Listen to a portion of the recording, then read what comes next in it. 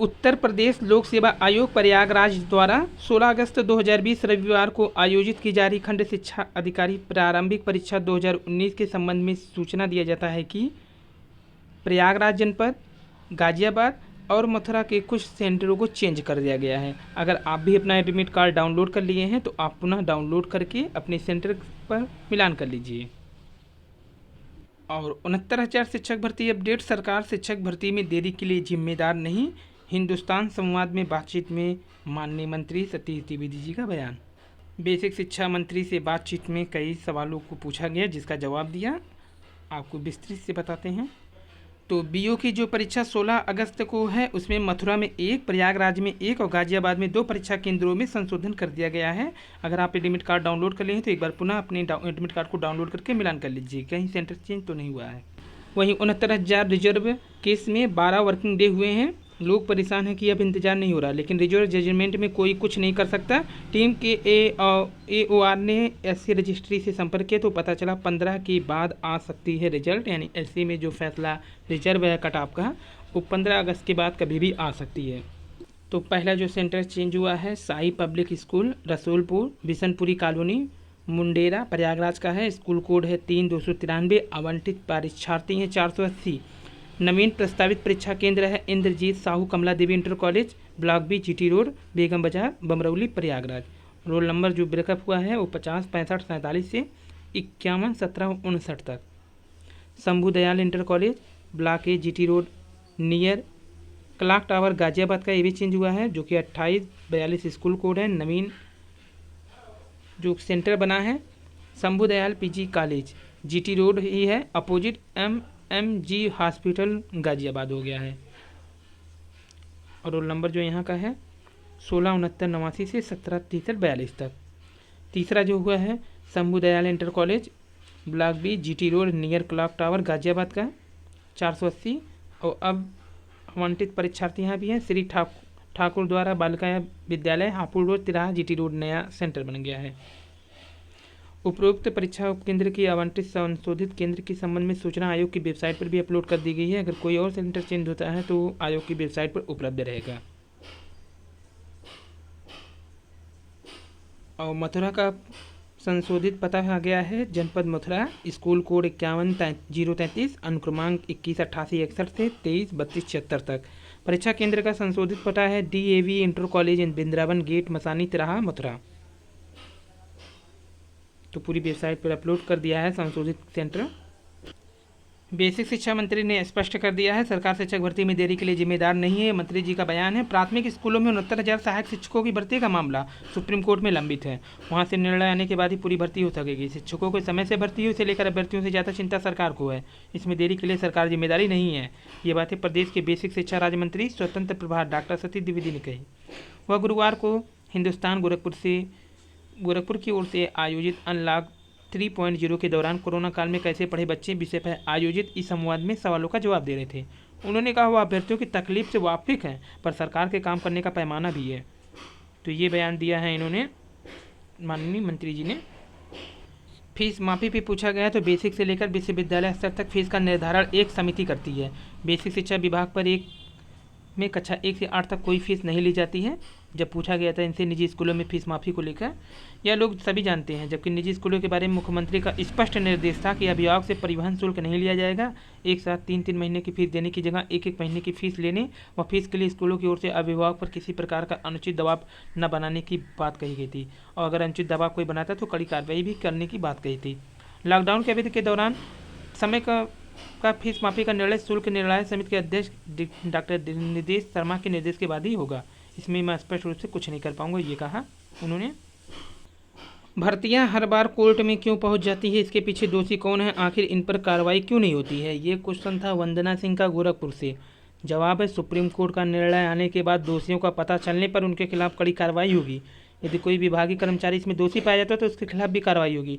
लेकिन एक बात मैं और कहना चाहूँगा कि आजकल लोगों की मानसिकता बन गई है कि यदि मैं भर्ती नहीं हो सका हो तो किसी का ना हो। इसके चलते छोटी छोटी बातों को लेकर भी भर्तियाँ कोर्ट में पहुँच जा रही हैं, जबकि शासनादेश में दिशा निर्देश दिया होता है। वहीं अंशु गुप्ता गोरखपुर से ही पूछे थे कि नई शिक्षक भर्ती कब तक निकलेगी, अभी भी प्रदेश में 51,000 बेसिक शिक्षकों के पद खाली हैं। जवाब आया कि जब एक शिक्षक भर्ती प्रक्रिया कोर्ट में अटकी है तो नई भर्ती प्रक्रिया कैसे शुरू की जा सकती है। जो डीएलएड व अनर्हता उत्तीर्ण है उनको बताना चाहता हूँ कि पूर्व की शिक्षक भर्ती का कोर्ट से निपटारा होने और सीटें बचने के बाद जैसे ही हमारे पास संसाधन अथवा वित्तीय स्थिति होगी इसी आधार पर भर्तियाँ होंगी। शिक्षक भर्ती को लेकर सरकार को भी चिंता है। मैंने खुद छात्र जीवन में इन सब चीज़ों को करीब से महसूस किया। तो यानी कि एक भर्ती जब कंप्लीट होगी तभी 51,000 भर्ती आने का अनुमान है। और सभी डिप्लोमा कोर्स की परीक्षाएं रद्द, अब कैसे प्रमोट होंगी विद्यार्थी, ये पूछा गया है बोर्ड के द्वारा। तो board of technical education Delhi संबद्ध कॉलेजों में सभी डिप्लोमा कोर्सेज की परीक्षाएं रद्द करने का फैसला किया। कोरोना वायरस संक्रमण के हालात के मद्देनजर बोर्ड ने फैसला लिया। इस संबंध में आधिकारिक नोटिस भी जारी कर दी गई। अब स्टूडेंट को बिना परीक्षा आगे प्रमोट किया जाएगा। गौरतलब है कि दिल्ली सरकार ने पहले भी प्रदेश में फाइनल ईयर सेमेस्टर एग्जाम न कराने की बात कही थी। हालांकि विश्वविद्यालय अनुदान आयोग यूजीसी ने सुप्रीम कोर्ट में कहा कि राज्य सरकार के पास ये अधिकार नहीं होता है। यूँ तैयार करेंगे रिजल्ट। अब डिप्लोमा के सभी सेमेस्टर के स्टूडेंट इंटरनल असेसमेंट और पिछले साल की परफॉर्मेंस के आधार पर प्रमोट किए जाएंगे। चालू सत्र में हुए इंटरनल असेसमेंट के 50% और पिछले वर्ष की परीक्षाओं में कुल मिले अंक की 50% को मिलाकर रिजल्ट तैयार होगा। बढ़ सकता है स्कोर। अगर कोई स्टूडेंट इस रिजल्ट से संतुष्ट नहीं होता तो अपना स्कोर बढ़ाना चाहता है तो इस मौका भी दिया जाएगा। इससे स्टूडेंट को बाद में परीक्षा में शामिल होने का मौका दिया जाएगा। परीक्षा की तारीख अभी जारी नहीं होगी, बाद में जारी की जाएगी। कंपार्टमेंट क्या है? जिन स्टूडेंट को उनको पहले की परीक्षा में कंपार्टमेंट मिला है या किसी भी विषय में बैकलॉग है तो उन्हें बाद में वह परीक्षा पास करनी होगी। ऐसे स्टूडेंट को 1 साल का एक्सटेंशन दिया जाता है। और डिप्टी सीएम का आह्वान, प्रतियोगी परीक्षाओं की तैयारी कर सकेंगे गांव के युवा। 3 माह के भीतर स्टूडेंट की समस्या का समाधान होगा। चौधरी लाल देवी यूनिवर्सिटी सिरसा द्वारा विद्यार्थी हित को ध्यान में रखते हुए सिटीजन चार्टर को संशोधित किया गया। नवीन चार्टर के प्रस्ताव के अनुसार विद्यार्थियों की प्रत्येक प्रकार का समस्या का समाधान अधिकतम 3 माह के अंदर किया जाएगा। वहीं 69,000 शिक्षक भर्ती में फर्जीवाड़े में फरार अभियुक्तों के खिलाफ वारंट। शिक्षक भर्ती सरगना का साला रखता था सब हिसाब।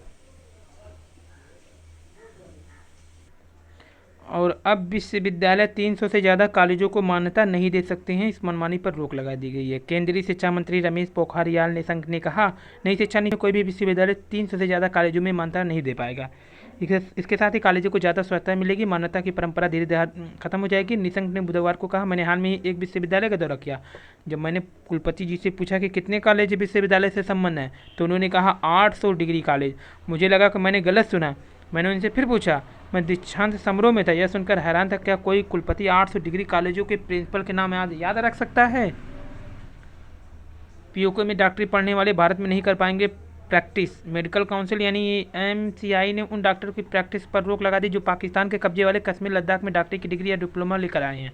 काउंसिल ने कहा, इन डॉक्टरों के हम रजिस्ट्रेशन नहीं करेंगे। स्वास्थ्य मंत्रालय के अधिकारी ने बताया, पीओके डिग्री पाने वाले एक मेडिकल पेशेवर ने जम्मू कश्मीर में अपना रजिस्ट्रेशन कराना चाहता था। जब उसके कागजात का मूल्यांकन किया तब पता चला अवैध कॉलेज से डिग्री ले रखा है। इसके बाद अधिकारियों के साथ फैसला। छत्तीसगढ़ में 82% आरक्षण के लिए अध्यादेश मंजूर।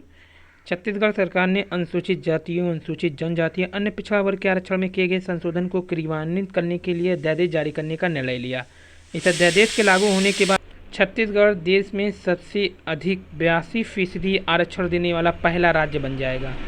मुख्यमंत्री भूपेश बघेल की अध्यक्षता में मंगलवार देर शाम कैबिनेट की बैठक में छत्तीसगढ़ लोक सेवा अनुसूचित जातियों, अनुसूचित जनजातियों, अन्य पिछड़े वर्ग के लिए आरक्षण संशोधन अध्यादेश 2019 जारी करने का प्रस्ताव का अनुमोदन कर दिया। इसके साथ ही सीधी भर्ती के पदों में अनुसूचित जनजाति के लिए 32%, अनुसूचित जाति के लिए निर्धारित किए गए 13% ही छत्तीसगढ़ लोक सेवा पदोन्नति नियम 2003 के नियमों में संशोधन करने का निर्णय लिया। उत्तर प्रदेश और बिहार में भी 50% तक आरक्षण है।